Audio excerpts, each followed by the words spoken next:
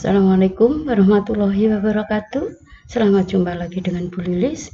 Kita lanjutkan pembahasan kita anak-anak pada semester ini di bab terakhir, yaitu bab 5 tentang buku fiksi, yaitu buku karya sastra. Ya, di dalam buku paketmu silakan buka halaman 115 sampai 122. Di sana ada subbagian tentang pengetahuan, yaitu menganalisis pesan buku fiksi. Tentang buku fiksi, pengertiannya, ya, buku fiksi adalah buku yang dibuat berdasarkan imajinasi kita, rekaan kita, khayalan kita, angan-angan, cita-cita. Kemudian ciri yang kedua, bahasa yang digunakan adalah bahasa yang tidak baku. Boleh menggunakan bahasa daerah di dalam penulisan buku fiksi, dan seterusnya. Kita sudah membahas pada bab 4. Nah, pada bab 5 ini yang kita fokuskan pembahasannya pada amanat, yaitu pesan yang disampaikan pengarang kepada pembaca berupa nilai-nilai luhur yang dapat kita jadikan contoh atau panutan dalam bermasyarakat dan bernegara. Saya berikan contoh novel Laskar Pelangi yang sudah kalian lihat. Novel ini difilmkan, ya, hasil tulisan dari Andrea Hirata. Pesan yang disampaikan dalam novel ini adalah belajar itu adalah hak setiap orang atau setiap anak di seluruh wilayah Indonesia, baik di kota maupun di desa, dan setiap cita-cita harus diperjuangkan. Jadi kalian harus memperjuangkan cita-citamu yang sudah kamu tulis di dalam hatimu sendiri-sendiri. Berikutnya, unsur pembentuk buku fiksi. Nah, seperti di kelas SLTP dulu, maka dalam buku novel atau buku cerita ada dua pembentuk buku itu. Yang pertama adalah unsur intrinsik, yang kedua unsur ekstrinsik. Unsur intrinsik terdiri atas tema, alur, setting, tokoh dan wataknya, sudut pandang dan amanat. Masing-masing kalian sudah tahu cirinya pasti, karena ini sudah sering kita bahas, jadi tidak saya bahas. Silakan Anda cari dari sumber yang lain. Unsur ekstrinsik adalah unsur di luar karya sastra, tapi ikut membentuk terciptanya karya sastra itu. Contohnya adalah pendidikan.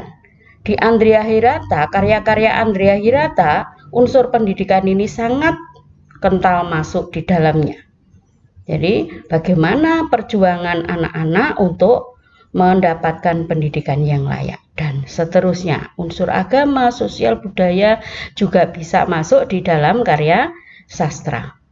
Berikutnya, teknik untuk menganalisis pesan. Jadi, bagaimana pesan itu bisa kita lihat di dalam buku fiksi? Maka yang pertama adalah Anda harus membaca dan memahami isi buku itu secara utuh, jadi baca dengan seksama.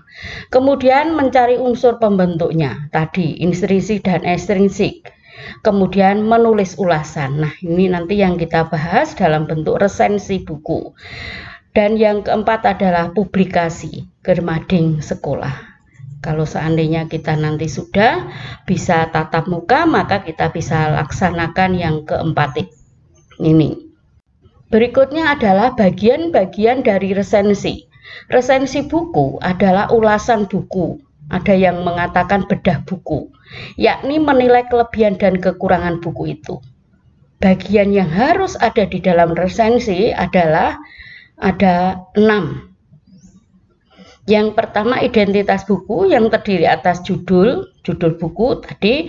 Kalau Andrea Hirata, ya, judul bukunya tadi Laskar Pelangi, pengarangnya Andrea Hirata, penerbitnya misalnya Balai Pustaka, tahun terbitnya kapan, tebal bukunya berapa halaman, kemudian mungkin tertera harga buku di sana. Itu namanya identitas buku. Kemudian yang kedua, ringkasan isi buku.